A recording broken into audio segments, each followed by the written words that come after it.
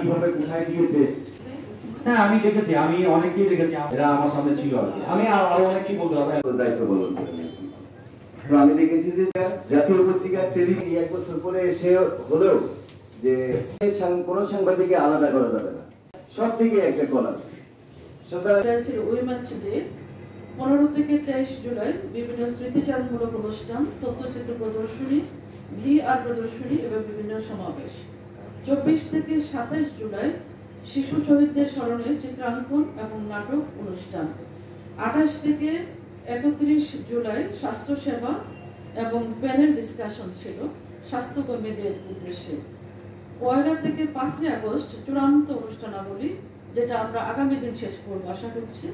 এখানে বিজয় মিছিল হবে ঢাকায়, যেটা আমাদের এখানে আমরা কবরে পুষ্পস্তবক অর্পণ করব এবং এয়ার ড্রোন শো ইত্যাদি অনুষ্ঠিত হয়েছে।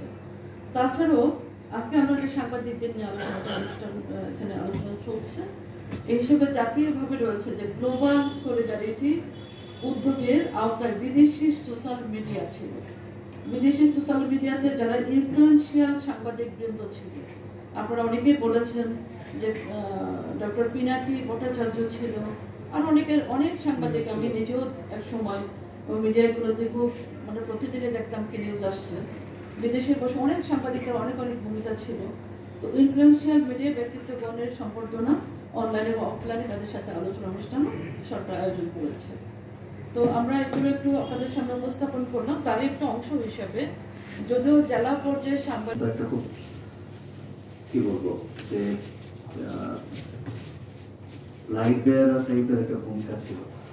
যে পরিস্থিতিটা আপনারা নিজেরাই বলেছেন, এখন যে অনলাইন সোশ্যাল মিডিয়া আছে সেটা একটা খুব ইম্পর্টেন্ট রোল ছিল, এবং সেটা কিন্তু মানে এনকারেজ করা কিংবা ইন্ট্রিক করা, এটা আপনাদের সাপ্লিমেন্টেশন ছাড়া কিন্তু এটা এই লেভেল পর্যন্ত যেত না।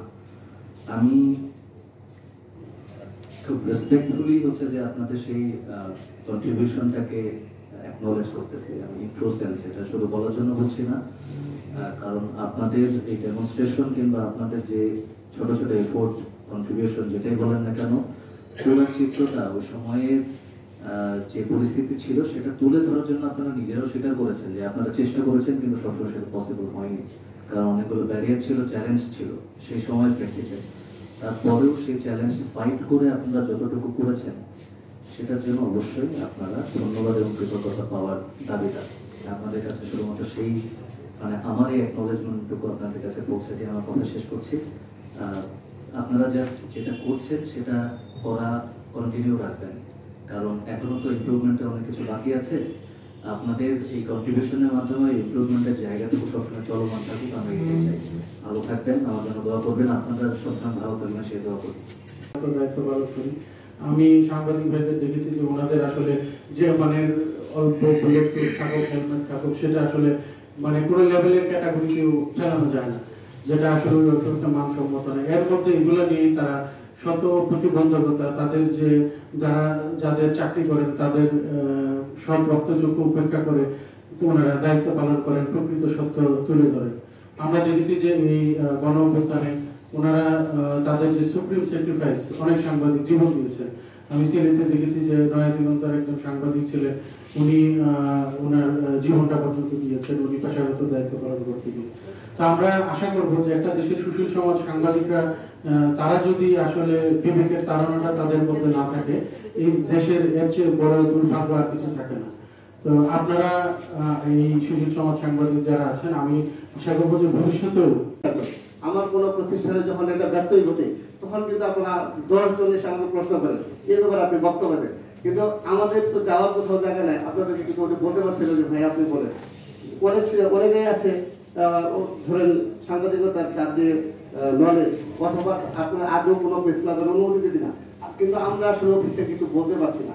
তো আপনাদের কাছে আমাদের যেটা আমি স্বাস্থ্য বিভাগের পক্ষ থেকে যেটি দাবি, আপনারা যারা দায়িত্বশীল ব্যক্তি আছেন তারা তো কথা বলেনি, কিন্তু আমরা ওই সমস্ত জায়গায় কি করতে পারি, আজকের এদের মীমাংসা আপনারা নিজেরা বসবেন, আমাদেরও কিছু সহযোগিতা ওই দিক দিয়ে আমরা পেতে চাই।